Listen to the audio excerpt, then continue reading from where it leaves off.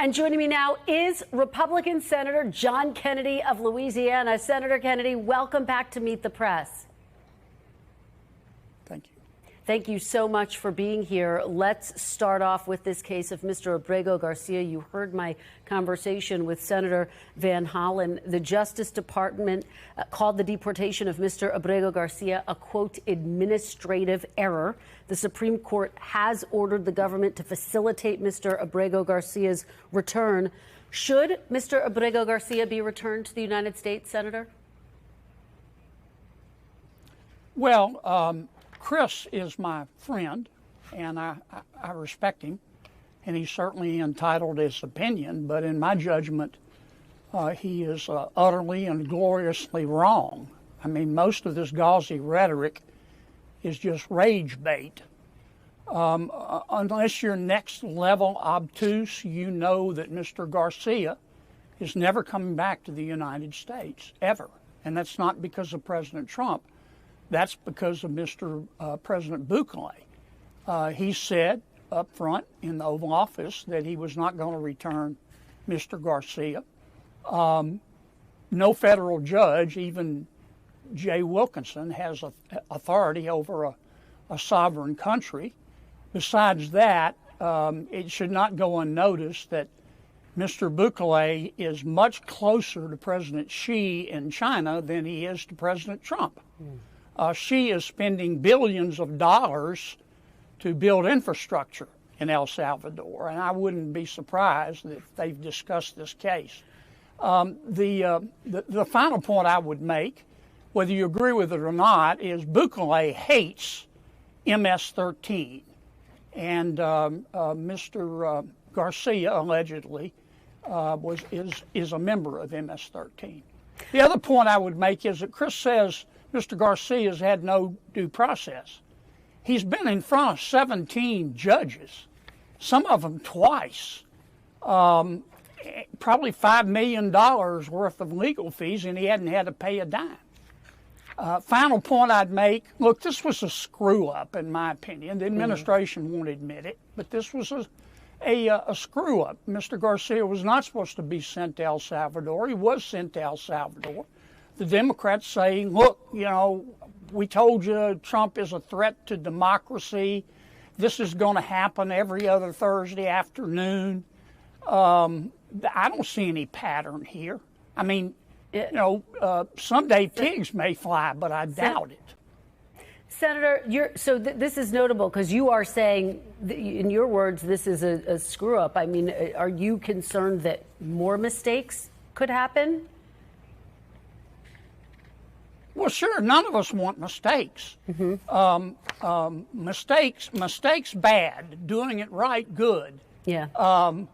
But it was a screw up, and I understand why the administration is bowed up and said we won't admit it's a mistake, because if they do, they'll have their throats torn out. But it was a screw up. I don't see any pattern here. I've been listening to my Democratic friends say for, I don't know, since God was a child, that Trump is a threat to democracy. I don't see any pattern here. I see a screw up. Well, and the concern for some people is that if there's one screw up, it does become a slippery slope. It is worth noting Mr. Abrego Garcia has not ever been charged with a crime. And in terms of what the courts are saying, they're not saying this is under the jurisdiction of the president of El Salvador. They're saying this is the responsibility of the U.S. government, the Supreme Court ordering the Trump administration to facilitate his return. And in a ruling this week, a three-judge panel on the U.S. Court of Appeals wrote, quote, "The government is asserting a right to stash away residents of this country in foreign prisons without the semblance of due process that is the foundation of our constitutional order." Do you believe Mr. Abrego Garcia is due to have due process? Well, I think number one, he's had due process. But if your question is, should he have been given a hearing before he was sent to El Salvador, I think the answer is yes. But let me say something about the Fourth Circuit opinion written by Jay Wilkinson. Judge Wilkinson is a very clever, self-confident guy. But he left out one part in his opinion. What does he expect Trump to do?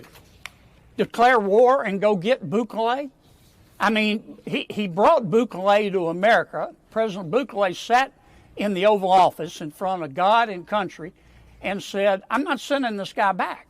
Mm-hmm. So I don't know what Judge Wilkinson expects Trump to do. Well, the president could simply have asked for it back, and he may have brought him. But let me ask you about something you said just a couple of months ago. How do you know he hasn't?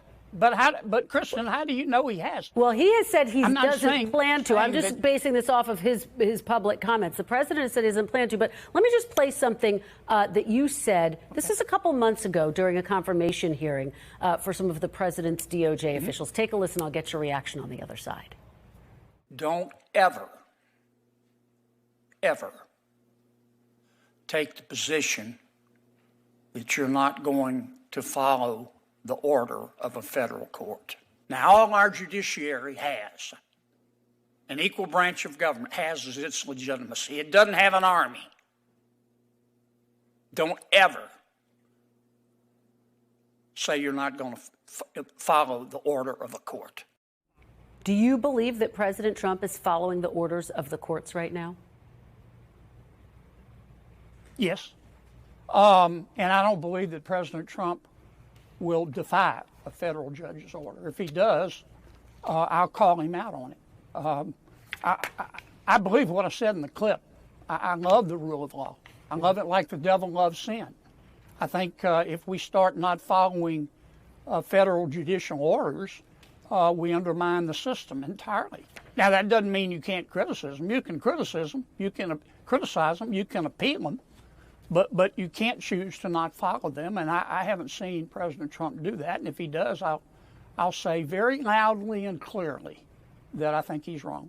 Okay. Let me ask you about something else President Trump said this week. He said he would like to send what he called, and I'm quoting him, homegrown criminals, meaning U.S. citizens, to foreign prisons like the one in El Salvador. Senator, do you think the law allows the president of the United States to send U.S. citizens to a foreign prison? No, ma'am. Nor should it be considered appropriate or moral. We have our own laws. We have the 8th Amendment to the Constitution. We shouldn't send prisoners to foreign countries, in my judgment. Okay, let me switch gears here a little bit, ask you about President Trump's agenda, because I know y'all are going to be very focused on that. Senate Republicans split right now, Senator, over whether to allow tax hikes on wealthy Americans as a part of that budget bill that you're trying to pass.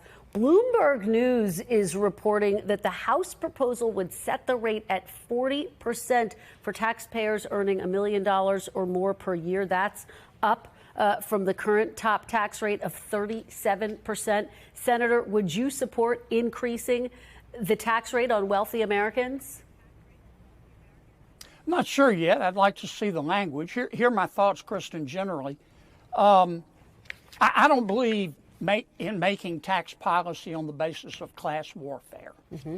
And I think the people who are raising this issue, they're entitled to, of course, but they're asking the wrong question. I listened under President Biden, my Democratic colleagues for 4 years asked, who needs to pay more in taxes? That, to me, is the wrong question. The right question is, what the hell happened to the money? And I hope that's the question that we address fundamentally in the reconciliation. But, Senator, it sounds like you're leaving the door open to the possibility that you could ultimately, at some point, support an increase in taxes if you thought it was the best way to get that budget bill over the finish line?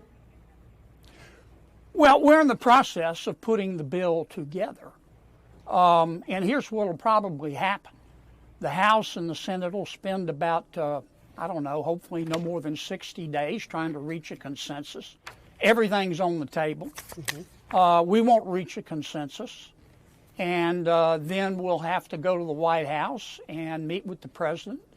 And after a few hugs and a cup of hot cocoa, the president will arbitrate here and say this is in and this is out. And then he's going to have to put his muscle behind it to pass it. But this bill is important. It's our way of lowering prices. You lower prices by cutting spending, by deregulating the economy, and by designing a tax code that looks like somebody designed it on purpose in a way that stimulates growth so wages go up.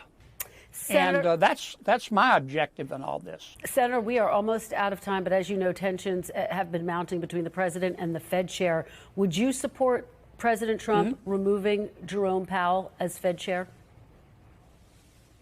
I don't think any president has the right to remove the Federal Reserve chairman. I think the Federal Reserve ought to be independent.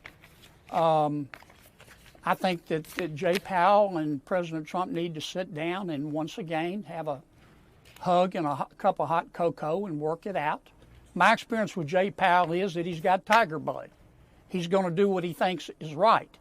And he's not going to go down in history as the Federal Reserve chairman that allowed inflation to become wild as a March hare. And he's going to do what he thinks he's got to do. All right. Senator Kennedy, thank you so much. I want to wish you and your family a very happy Easter. Thank you for joining us. We really appreciate it. Thanks for watching. Stay updated about breaking news and top stories on the NBC News app or follow us on social media.